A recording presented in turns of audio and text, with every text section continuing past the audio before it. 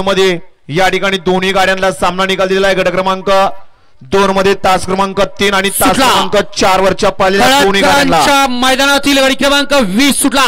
20 मध्ये लढत चालू आहे. अतिशय सुंदर अशा गाड्या पळतात. 5 गाड्यामध्ये लढत पाहायला मिळते.